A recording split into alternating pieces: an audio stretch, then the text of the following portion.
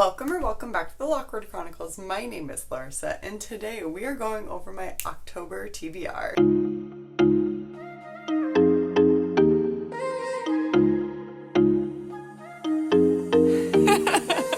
It's finally October, it's spooky season, it's dark academia, it's fantasy, it is gothic fantasy, it's fun, it's cutesy, it's whatever you want October to be. And if you can't read my sweatshirt, it says, no, you hang up. You know I love a little bit of romance with any of my books. And today is no exception. I have so many books on this TBR. There are 10 total. Will I get to them all? Probably not. And you know that fall TBR that I made last month? Yeah, just like disregard that completely. We can blame Heather McLary for that because she has done so many reading vlogs and I'm like, oh, that sounds so good. And majority of them are on Kindle Unlimited. So if you have Kindle Unlimited, this video is for you. I mean, not all of them, but there's quite a few. That just sounded so good. So she inspired this TBR and has made me neglect my fall TBR. I only own 3 of the books that are on this month's TBR. And at this time, Book of the Month has not released their October picks. Well, today, I guess when this video is live, they will have maybe announced them today, and then I'll get to choose. And then add one more. Might as well at this point. 10, 11, why not 15? 20? Reasonable. The first book on the TBR is Phantasma by Kaylee Smith. Isn't she gorgeous? I got this from Book of the Month last month, and I'm so excited to read this in October. This is a competition where contestants rarely escape alive, and the victor is granted a wish, and they have to go into this really elaborate manor with 9 floors and complete all 9 floors. So each floor is a challenge, I believe. And our girly pop Ophelia, she just inherited her family's magic, but she also just inherited her family's death. Death? Debt. Hopefully not death. Oh gosh. She's hoping to complete this in order to, I think, save her sister or something, or set her and her sister up for better luck, whatever. So she enters into this. Then she meets this very arrogant, but of course he's charming guy that says he can help her, and she, unfortunately, is not in the position to turn him down. So there's gonna be love in this creepy manor where things can kill you. How fun and romantic. Am I right? Sounds like a different take on a challenge. You guys, I'm so proud of myself. I actually took notes. When I say I took notes, I copy and pasted the book descriptions. The next book is Hollow Heathens. Once upon a time, there lived a girl named Fallon who was taken far away from home shortly after she was born. A home that held more strange traditions and bizarre superstitions. 24 years later, she returned to Weeping Hollow, a town she'd only heard about in stories during restless nights under a marble moon, to take care of her last living relative. They called the nosy mortician a freak show, a ghastly thing. They said I couldn't go near her. Still, there was this aching pull to Fallon Grimaldi that I couldn't escape, a nostalgic pull as if we'd been here before. Once upon a time, there lived a mysterious boy named Julian, with a curse as old as centuries wrapped around his soul. He was one of the 4 Hollow Heathens, the very dark creatures who caused the townspeople to live in fear, and the Blackwell name was stained with darkness and death. They called him a monster, cold and hollow. They said I shouldn't go near him. Still, there was this aching pull to Julian Blackwell that I couldn't escape, a nostalgic pull, as if we've been here before. Oh, I think this is the one where the Hollow Heathens, like I said, there's 4 of them, and they have to wear a mask because whatever's behind the mask is so startling, I'm guessing really hot. His looks probably can kill or something to that effect. Ugh, he's probably just a gorgeous bombshell. The next book is Deadly Occupants, and this one is special because I told my bestie Julia that I was going to be reading this. We're taking a vacation together, and I said, hey, I don't want to read this alone, as in I don't want to read it alone in my household, so I'm going to read it while we're on vacation.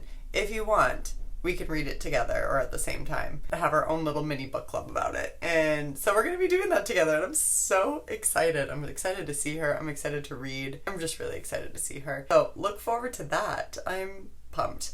So Deadly Occupants. Do the dead ever stay dead, or are the shadows something to fear? A haunted house tour on Halloween night with 3 of her college best friends takes a twisted turn as Blair barely escapes with her life. The night may have ended, but the horrors are just beginning. Soon after, their own home seems to come alive, making them question if they're truly alone. As the paranormal activity rises to a fear-filled high, Blair discovers that the house isn't the only thing haunting her, but also her past. Da-da-da. Now Blair faces the challenge of solving the devastating mystery or risk succumbing to the same torturous fate. I've heard this one is kind of like Pretty Little Liars, but like college. but like roommates, and they were roommates. I don't know, the cover is giving like haunted Pretty Little Liars. Oh, I loved that show growing up. Such an iconic show. So creepy and twisted. Who were you most like? Growing up, I was probably more like Spencer, but I wanted to be Arya. Maybe. You know, maybe. Arya was so artsy. But yeah, I was definitely like type A. Super nerdy. Yeah, I was more of a Spencer. Anathema. Only the banished know what lies beyond the woods. There are whispers about what lurks in Witchnell, the forest where sinners go to die. The villagers call it the Eating Woods because what's taken is never given back. Only those who've lost their senses would dare go near it. Or the banished. Somebody's getting banished, right? Mavis Bronwick knows better than to breach the misty labyrinth of trees, but a tragic turn of events compels her beyond the archway of bones to a boundary no mortal has crossed before. One that cloaks a dark and fantastical world that's as dangerous as it is alluring. It's there that he dwells, the cursed lord of Eidolon. Maybe? Eidolon? The one tasked to keep her hidden from the magehood that seeks to crucify her in the name of the arcane prophecy. Prophecy! Zavander Rydane? What? Rydane? Zavander Rydane? Known to his prey as the Scorpion. Ooh. That's kind of badass. Is the coldest, most calculated assassin in all of Etheria, and he'd sooner toss his feisty ward to a pack of vicious fire drakes than keep her safe. I didn't read any of these prior to this, FYI, so words are hard. This is another pick of Heather McClary. A lot of these are. But she said on her Instagram story that this book specifically was everything she wanted in a fantasy romance. It's a gothic dark fantasy. Oh, okay, so perfect for readers who enjoy a plot-heavy and atmospheric story with a unique magic system, a slow burn romance, and a touch of horror. Ooh. Okay, I hope it's like, when I say touch of horror, I hope it's just like a little sprinkle. Dash. Not much. And then everybody else has read this, so I feel like I should read this too. And I feel like this is a good month to do it. And that is Heartless Hunter. On the night Rune's life changed forever, blood ran in the streets. Now in the aftermath of a devastating revolution, witches have been diminished from powerful rulers to outcasts, ruthlessly hunted due to their waning magic. And Rune must hide what she is. What is she? What are you, Rune? Are you magic? Your name is Rune, so that's gonna mean something. Spending her days pretending to be nothing more than a vapid young socialite. Oh, this is this one. Okay, super cool. All right. I'm excited. Rune spends her nights as the Crimson Moth, a witch vigilante who rescues her kind from being purged. When a rescue goes wrong, she decides to throw the witch hunters off her scent and gain the intel she desperately needs by courting the handsome Gideon Sharp, a notorious and unforgiving witch hunter loyal to the revolution, who she can't help but find herself falling for. Every time everybody has explained this, I'm like, oh, that just sounds right up my alley. A witch hunter and a witch who she knows who he is, but he doesn't know who she is.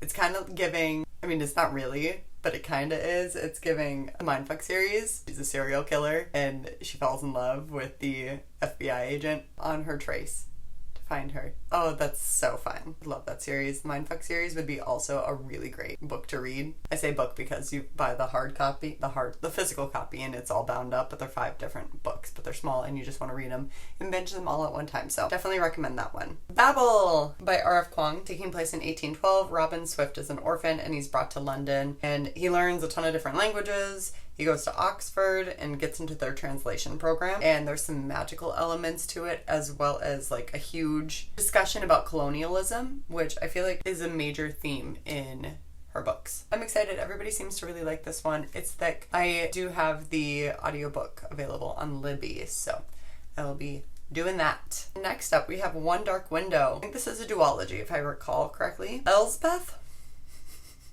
quite the name, needs a monster. The monster might be her name. The monster might be her. Oh, see? Same thing. Elsbeth Spindle needs more than luck to stay safe in the eerie mist-locked kingdom she calls home. She needs a monster. She calls him the Nightmare, an ancient mercurial spirit trapped in her head. He protects her. He keeps her secrets. Sounds like Lord Voldemort on the back of what's-his-face's head? Quirrell's head? Ooh, or Venom. Venom's way cooler. I wonder if this one's just as funny as Venom, though. But nothing comes for free, especially magic. When Elspeth meets a mysterious highwayman on the forest road, her life takes a drastic turn. Thrust into the world of shadow and deception, she joins a dangerous quest to cure the kingdom of the dark magic infecting it. Except the highwayman just so happens to be the king's own nephew, captain of the Destriers, and guilty of high treason. Bum, bum, bum. He and Elspeth have until solstice to gather 12 Providence cards. Okay. Scavenger hunt, super fun. Half a Soul by Olivia Atwater. And this one is Theodora, or Dora as she's named. Dora. And she's cursed by a fairy when she's born and has no sense of fear and embarrassment, leaving her to accidental scandal. Her poor prefrontal cortex. That fairy knew what they were doing in the brain there. Elias discovers her predicament, and he is the least liked man in high society. But he's also in high society, and they have an instant connection, so they just get into shenanigans. And that seems fun.